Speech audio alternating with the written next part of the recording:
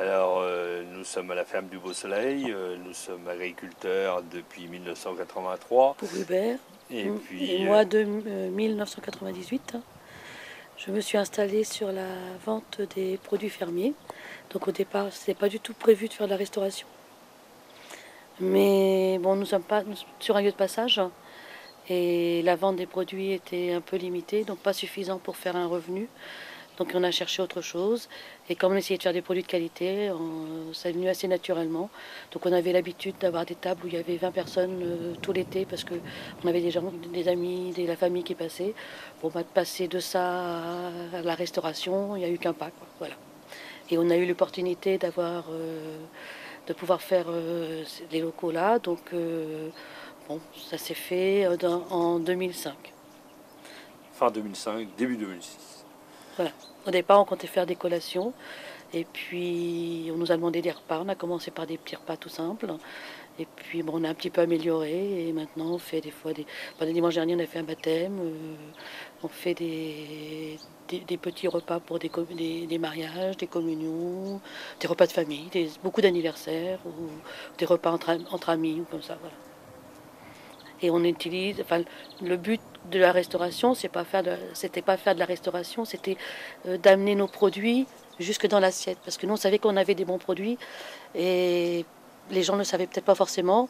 Et donc, de les faire déguster directement aux gens, ça permet qu'ils n'aient pas d'idées fausses, puisqu'il y a des personnes qui sont très surprises du goût des pommes de terre que l'on a, du poulet. Parce que bon, nous, on fait des volailles qui ont minimum 120 jours. Hein, donc ça, dans le commerce, on trouvait très peu. Mais ça, c'est ce qu'on avait l'habitude de manger. Donc le but, c'était de faire découvrir aux gens des choses qui existent, mais qu'on a un peu perdu de vue. Et puis on a un producteur de pommes qui fait de très bonnes pommes. Donc on utilise nos pommes le temps qu'on en a, mais bon, c'est très peu. Et le restant du temps, on utilise les pommes de Monsieur Bonal. Il y a des gens qui font du cidre, donc on prend le cidre de Monsieur Nam le Normand. Enfin bon, on a une région qui est très riche en saveurs et on essaye de l'utiliser au maximum et de le faire découvrir aux gens. Donc aujourd'hui, on va faire une recette à base de brioche, ce qu'on appelle nous le pain perdu du Beau Soleil. Donc en premier lieu, j'ai fait une brioche avec les ingrédients de la ferme, enfin maximum, pas tout, parce qu'on ne fabrique pas tout. Et je l'ai découpé en tranches. Je vais les mettre dans un moule en forme de pyramide. Donc je découpe pour pouvoir les mettre au-dessus.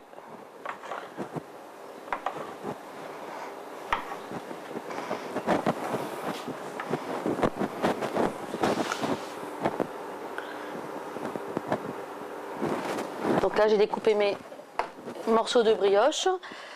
Après, pour la recette, on a besoin de... Alors la recette, j'ai prévu des ingrédients un petit peu plus, parce que toutes les brisures, je vais les réutiliser pour refaire un autre style de gâteau qu'on peut manger différemment.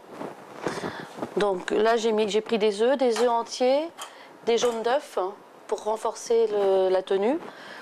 Après, de la crème et du lait, du sucre. Donc ça, c'est pour la deuxième partie de la recette. Et pour améliorer, j'ai mis des zestes de citron et d'orange. Donc on peut faire, enfin moi je fais aujourd'hui à base de zeste de citron et d'orange. On peut le faire avec des ananas, on peut le faire avec différents fruits.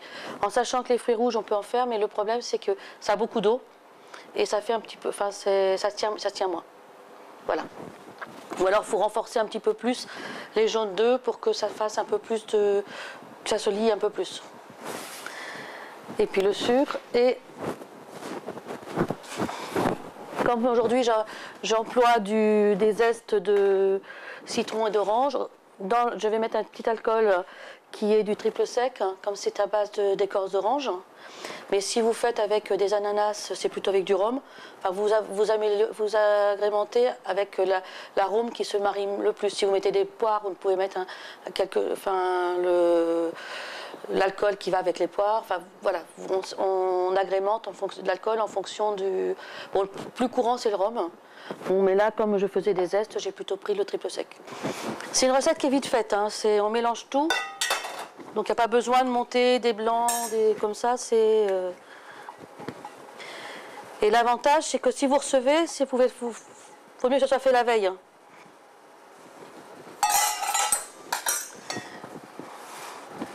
Et on sait que c'est quand même, quand on reçoit, c'est quand même facile de préparer des choses avant pour être plus disponible le jour où on reçoit.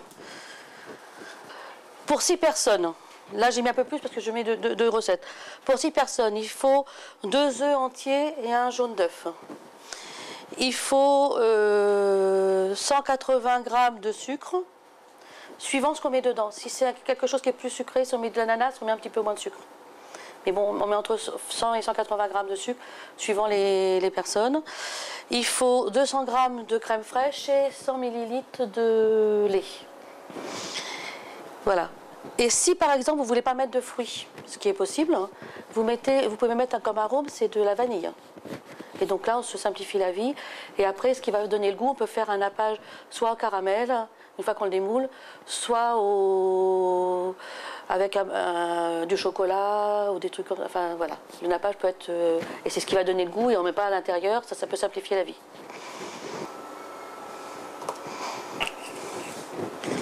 Alors, pour une mesure que je vous ai donnée, un demi-bouchon suffit largement. Même à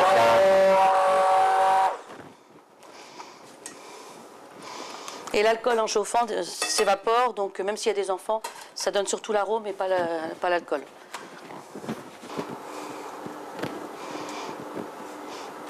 Et je marie souvent l'orange avec le citron, je trouve que ça renforce les goûts.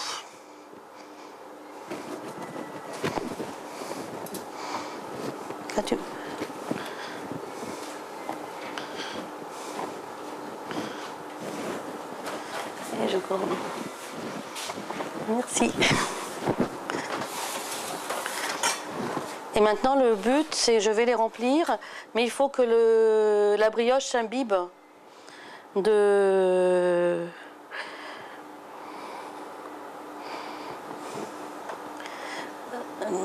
liquide, de la préparation.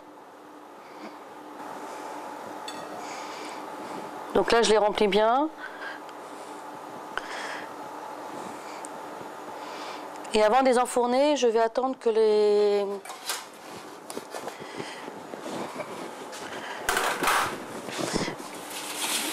la brioche s'imbibe bien de l'appareil pour que ça gonfle, Donc maintenant, j'ai fait préchauffer mon four à 175. Donc je vais enfourner.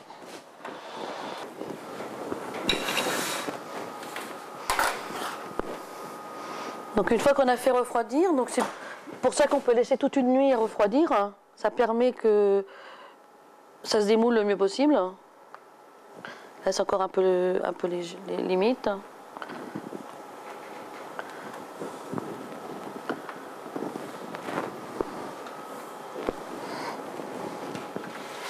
Voilà, ça donne des petits cônes. Ce qui peut donner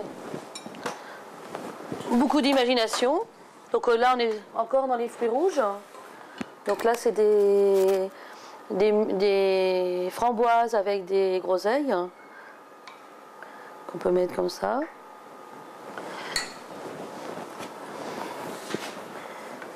Et un petit coulis de fraises.